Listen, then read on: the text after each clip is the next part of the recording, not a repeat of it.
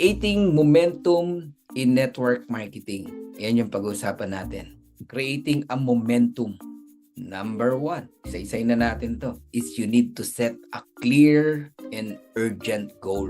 Yan ang unang-una na kailangan natin gawin. Clear and urgent goal. Hindi po pwedeng goal na bahala na si Batman. Hindi pwedeng matagal na panahon na basta. Hindi pwede yung gano'n na goal. Kailangan totohanan. When we say urgent, short term, malapitan, magsiset tayo lahat. Okay? Kung kayo'y tatanungin ko, no? Magsiset ka ng urgent goal, ano yon? When you set a clear and urgent goal, ano yon? Starting today, ano? Ha? Set a clear and urgent goal, example lang naman to, ha? Pero pwede nyong baguhin. Creating momentum tayo para huwag kayong mawala. Example, in the next 90 days, I will personally enroll 10 people. Actually, ano lang to, konti lang yan, yung 10 people, 90 days. Pwedeng bawasan mo yung 90 days. In 30 days, I will personally enroll 10 people. Pwede yun, no? 1 month. Realistic yan, okay? And help 3 of them reach rank. Okay? Pero kung gagawin mo ng 90 days, itong 10 people, kaysa wala, kaysa dati kang naghihintay lang, pero ngayon, kasama ka na namin para mag-create ng momentum, abay, happy ako. Kahit 90 days mo gawin yan. Pero sa mga leaders na nandito, lalo na sa mga bago na excited, pwedeng hindi to 90 days. Pwede mong gawing 60 days, 10 people.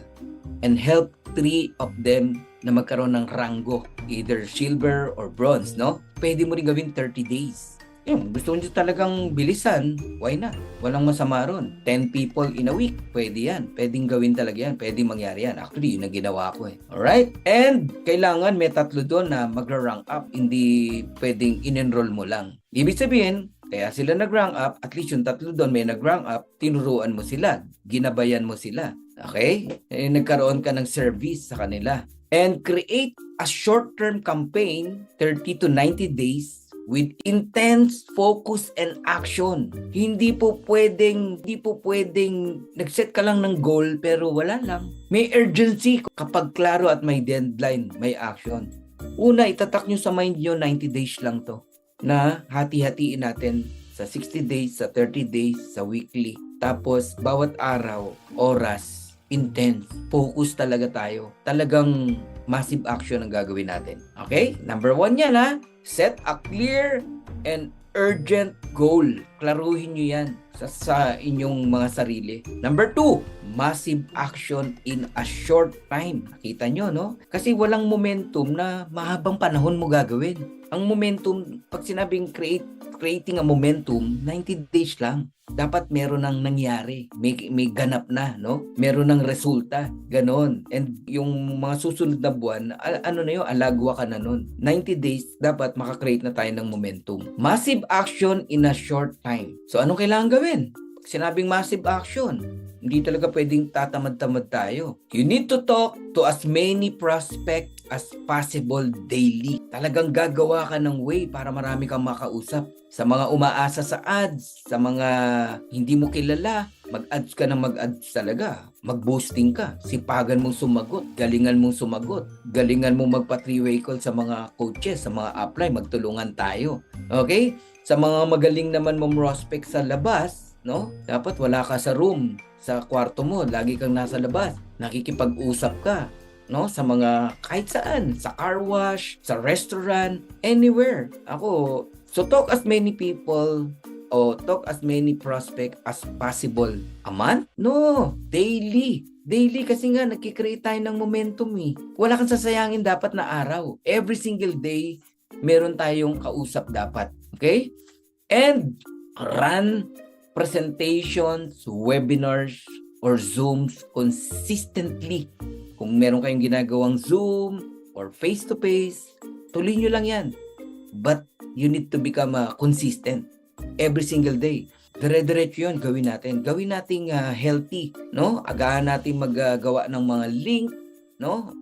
Para maaga ma-cascade sa team. Tapos, pwede ba? makikiusap ako, no? Talagang i-dedicate natin yung time natin ng, ibig sabihin, i-cascade mo sa team mo. Dalhin nyo talaga. Kailangan nating magpakita ng puwersa, no? Kailangan nating maghawahan ng energy. So, paano mangyayari yun? Kailangan sama-sama tayo dito sa Zoom meeting. Dumating sa punto pa, nag 4 times a day ako eh. Iba pa yung mga one-on-one. Iba pa yung merong nakikipag-meet sa akin sa labas na leaders. Iba pang usapan yun. Okay? Promote events hard. Ibig sabihin, talagang i-cascade mo sa group mo, sa team mo. Huwag yung wala lang, halos link lang, hindi mo ma-send. Huwag ganun. I-send mo talaga yung link sa GC. Kaya nga lilinisin na natin yung GC eh.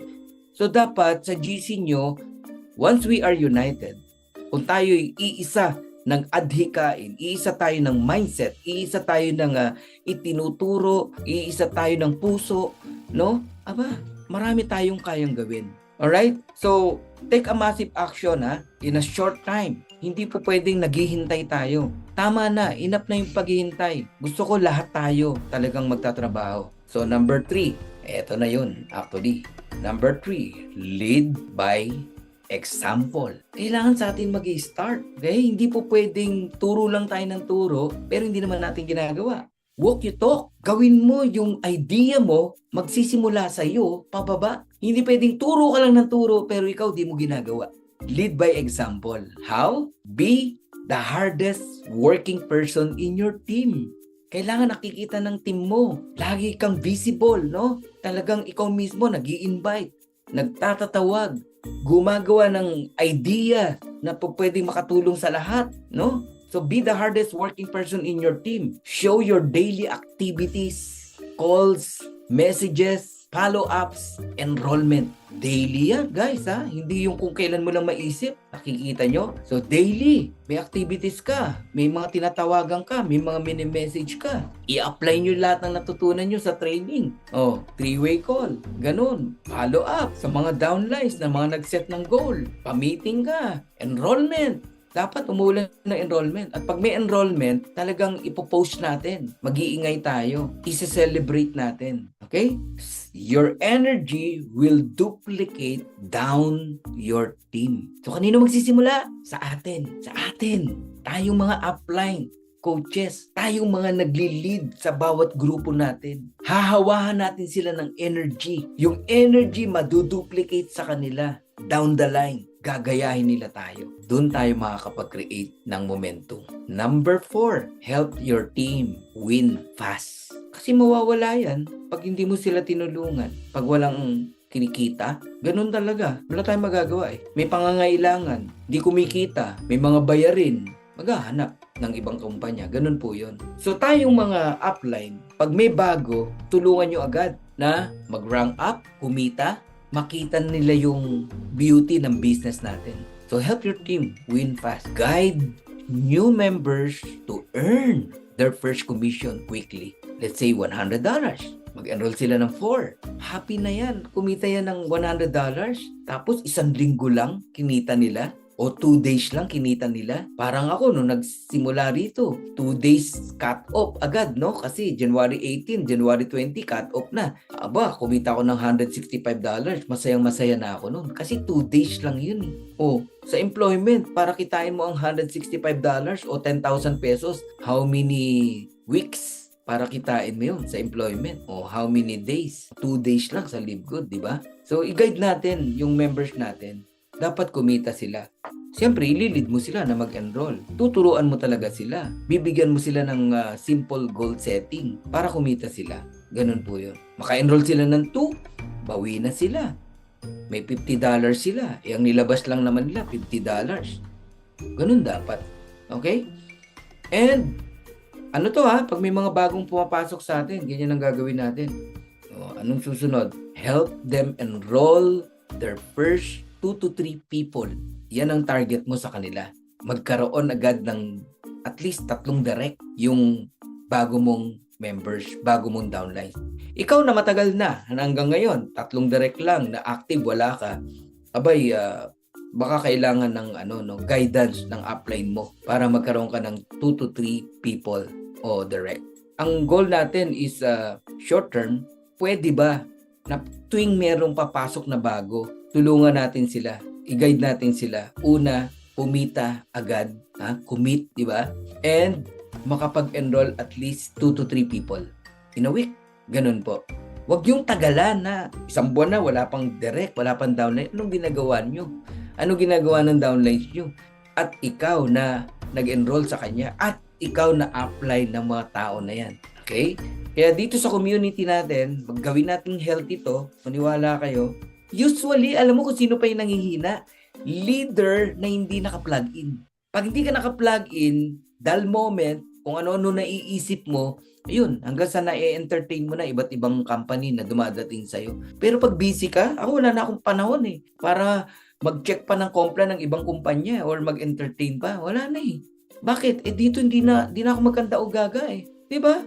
So kaya talaga, kailangan mag-ano tayo, focus talaga tayo sa grupo natin, sa team natin, palakihin natin sila. How? Every person na bagong pasok sa ating community, help them, guide them na kumita agad, tumanggap ng first commission, makapag-direct at least 3 people. Alright? Tuloy natin. Success stories spark belief and activity. Pagka kasi nakapag-create tayo ng success story ng isang downlines, dahil nagkaroon ng liwanag ang kanyang direksyon, ang kanyang financial, ang kanyang buhay, yung belief niya mag-spark, lalong magsisipag yan, lalong gagalaw yan kasi may resulta diba? Kumita ganun po yun, O tapos yung mga kung wala ka pang masyadong resulta, gamitin mo yung stories ng iba o story ng iba, ikwento nyo yung mga resulta ng mga yon, anong nangyari sa kanila, powerful. Magpapatas ng belief ng inyo pong mga bagong downlines, ng inyo pong bagong tao. Let us go to number 5. Stay loud and visible. Yan. Pag may goal ka, talagang i-declare mo. Pag meron kang achievement, may bago kang member, bagong downlines, i-post mo, i-congratulate natin, i-welcome natin. Mag-ingay tayo. May bago tayong level 2 completer. Mag-ingay tayo sa GC natin at sa Facebook, Mag-post tayo lagi. Yan yung sinasabing stay loud and visible. Kaya itong gagawin natin na direction from now on, okay? Every achievement, kahit small win, mag-ingay tayo. Stay loud and visible by posting or post success stories, updates, new members on social media. Ayan, mag-ano tayo. Lahat ng, may nag-diamond na 5 ngayon. Mag-ingay tayo. Gawin yung yung Facebook nyo. Active talaga sa mga nangyayari. Okay? Recognize small wins in public groups or chat. Yun, sa mga page natin, sa mga GC natin, i-recognize natin yung mga small wins. Post natin. And pwede ba pag merong nag-post? Yan, recognize small wins in public groups or chat. Visibility equals credibility. Minsan kaya nawawalan ng saysay, ang pagiging upline natin o coach natin sa team natin. Hindi ka makita na visible sa team mo. Nawawala ka sa social media o nawawala ka sa meetings nyo, nawawala ka sa nang sinesend na link ni Coach Fernan, di mo na magawa. Scene mode ka na lang. Diba? Tapos you expect result? Tapos magrereklamo ka pag walang result? Hindi ganon. Be visible para wag mawala yung credibility mo. Sample, how do you feel? Isang linggo, walang Coach Fernan sa Zoom. Pero nag-zoom kayo. Anong iisipin nyo? Isang linggo, di nyo ako nakikita sa Zoom. Malungkot daw. Hindi lang malungkot Baka may iba nang tumatakbo sa isip mo. Magkakaroon ka ng doubt, duda, baka wala na si Coach Fernan, nasa ibang kumpanya. Di ba? Mga ganun no?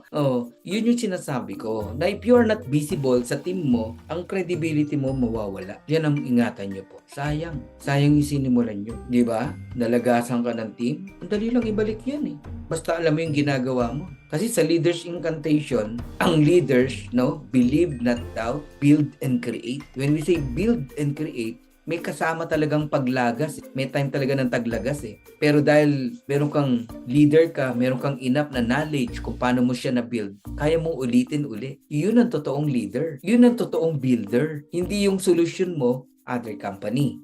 Magsisimula ka na naman para lang ma-excite. Ang ginamot mo lang doon, excitement eh. Kung alam mong leader ka, alam mong totoong builder ka, hindi mo kailangan lumipat. Uulitin mo lang yung ginawa mo. Kung talagang naniniwala ka sa leadership mo, sa belief mo. Kasi ako naniniwala ako sa'yo na kaya mong ulitin ang una mong ginawa. Okay, visibility ha. Ganun dapat. Active dapat lahat tayo. Anong sikreto para excited ka? Hindi ka manawang mag-attend. Bring your team. Bring your whole team. Tapos, sumalang ka. Sumalang ka. Mag-share ka. Magturo ka. Ganun. Apply. Pwede ba ako? Ganyan. Pwede. Ganun po. Okay. Number 6. Tatapos na tayo. Create duplication system. Yan ang pag-usapan natin mamaya. So, mag-create ka ng duplication system sa iyong team. Ibig sabihin ng duplication system, kayang gawin ng mga downlines mo. Hindi pwedeng ikaw lang nakakagawa. Kayang gawin ng bawat members, lalo na yung mga bago. So use simple tools, videos, PDF, and script. Okay? Sa mga bago, pwede nyo bigyan ng script, pwede nyo bigyan ng mga picture, no, na pwedeng i-post, mga simple tools and video. Huwag tayo magdamot. Magbahagian tayo sa isa't isa. Hindi tayo nagko-compete. Okay? Magtulungan tayo. Yan. Make it easy, no? Yung system na gagawin natin, make it easy for new members to plug in and share the opportunity. Kaya hindi na tayo nagpalit ng password, no? Make it easy for new members to plug in and share the opportunity. Alright? Duplication builds faster than motivation. Pag maraming nakakagawa ng system ng inyong team, ng inyong group, daig pa niyan ang motivation na binibigay mo sa iyong team. Okay? Kaya align pa rin talaga sa action, no? Sa paggalaw. Yes, nakakatulong din ang motivation, pero system, skills, no? Na ipapatupad mo sa iyong team, creating result. Motivate ka na motivate, pero walang susunding system. Di alam kung ano. Wala pa rin resulta. Na-motivate mo lang. Nagigets nyo? Dapat mayroong system. Gagawa tayo ng system natin. Okay? Number 7, be consistent. Kahit minsan nafe-feel mo na parang mabagal, parang walang nangyayari, it's okay. Be consistent. Ano sabi rito? Even if momentum is slow, keep showing up. Okay? Ang masama kasi, patay sindi yung apoy mo. Hindi maluluto ang kanin o ang tubig, hindi kukulo. Kasi patay sindi yung apoy mo eh. So, di baling mabagal, di baling mahina ang apoy, as long na consistent ang apoy, kukulo yan. Kukulo yan, promise. Alright? And momentum is built over weeks of consistent daily action. Kaya yung gagawin sa inyong mga team, gagawin natin siya daily, paulit-ulit, over a week, okay? Consistent daily action, magugulat kayo, may momentum na tayo. And number 8, pwede nyo gawin sa team nyo, no? Restart momentum with challenges. Gawa kayo ng challenge. Pwede kang magpa-reward, no? Kung ano mang reward, pwede mong ibigay. So, run a contest, no? Run contest. Let's say, sample lang to enroll 3 in 7 days. Halimbawa, team rank up challenge po pwede rin. Yung unang mag-silver.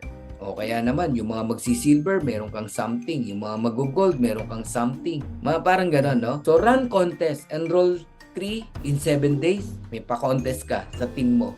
Sabay-sabay nilang gagawin yon. Kasi meron kang challenge sa kanila, may contest ka eh. Diba? Tapos yung team rank up. Halimbawa, meron kang 5 line. Ma-double yung numbers nila. Unahan sila, ma-double yung numbers nila. Pwedeng ganun. Okay? Give rewards, shout-outs, and recognition. So, ang recognition, di naman natin winawala yan. Meron tayo yan, di ba? And give reward. And ako, meron akong reward din na gagawin, no? Para sa lahat. Okay? Mamaya ko sasabihin. Friendly competition boosts performance. Hindi tayo yung magko-compete na parang magkakalaban, no? Nagko-compete tayo para lumabas yung ating galing, husay. Kumbaga, nag-e-encourage tayo sa isa't isa para makakreate, no, ng result, ng rank, ng income, no? By doing contest. Pwede mong gawin yan sa iyong team. Simple lang. Hindi mo kailangan na magarbo, no? Na ano, kasi madali lang naman yung papagawa mo. Kagaya niyan, no? Lahat ng makaka-enroll in 7 days, halimbawa, merong kunwari lang, $10, $20, o $30 kasi tatlo. Halimbawa, unang 10 na makatatlo, merong $50. Mag-uunahan ngayon yan, di ba? Friendly competition yun. Maraming makakagawa niyan Enroll 3, pero merong date kung sino unang nakatatlo. Magsasubmit yun. By doing that, nagugulat kayo yung sa bawat grupo nyo, dahil meron kayong pa-contest, umuulan ng pay-in ngayon. Yung team, magugulat kayo yung numbers na to, na 315, magiging 945, even 1,000. Okay? Dito pa lang sa Zoom yun. Okay, let's recap. Recap lang tayo. Alright? Set a clear and urgent goal. Huwag yung long term short term lang. Ano yung goal mo this week, this month, o on your first 30 days, 30 to 90 days. Ganun po. Pero maganda may goal ka rin na in a week. Mag-create kayo niyan. Set a clear and urgent goal. Kaya urgent to. Kasi nga, mag-create tayo ng momentum Then massive action, ibig sabihin talagang gagawin natin, yung goal natin. Hindi po pwedeng nag-set ka lang ng goal pero hindi ka willing mag-work. Okay? Massive action in a short time. Lead by example. Sa atin magsisimula, tayong mga coaches, tayong mga upline, makita sa atin na yung tinuturo natin ay ginagawa natin. Klaro ha? Okay. And help your team win fast. Dapat makapag-enroll agad sila, minimum 3. Dapat kumita agad sila. Dapat makapag-create agad ng story, success story, ang inyong leader, ang inyong bagong member. Yun po yun. Kasi makakapagpataas ng bilip yun. Stay loud and visible. So paalala po yan Dapat visible tayo lagi, tayong mga upline, tayong mga coaches, no? Para yung credibility natin wag mawala sa mga downlines natin. Kasi pag nawala ang credibility, kahit anong sabihin mo, hindi na yan makikinig sa'yo. Okay? Be visible. And create duplication system. Alam ko may kanya-kanya kayong diskarte ng system. Pero of course ako may ibababa rin akong system, 'di ba? Pwede niyong sundin, pwede niyong gawin. Mas maganda kung susundin niyo at gagawin habang ginagawa niyo rin yung system ng inyong team. Okay? And be consistent. Hindi yung ningas kugon. Okay? And restart momentum with challenges. Mag-create kayo ng mga challenge, Pa-challenge nyo sa team nyo. Magbigay kayo ng reward. Simple reward lang. It's okay, Unang makatatlo, may 1,000. Halimbawa, ganun. Unang 10 na makatatlo, may 1,000. So, 10,000 yon. Kanino mo mabinigay yung 10,000? Diba sa team mo? Team mo naman yan Pero ilan na nadagdag? 30. Dun pa lang sa unang nakatatlo. Unang 10 na nakatatlo. Hindi lang 10 ang nag-create ng tatlo. Merong nakadalawa, nakaisa. Dahil dun sa reward na binigay mo, yung momentum na gusto mo ma-create, nagsisimula na. Nagigets nyo? And pag nagpa-challenge ka, wag matagal. Nang yung immediate na itong meron kang pang 1 week, meron kang pang 1 month, meron kang pang 90 days. Ganon. Wag yung 1 year Okay? Thank you very much, Our marketing plans position us for success in the metaverse. So thank you for your attention and let's move forward together. All right?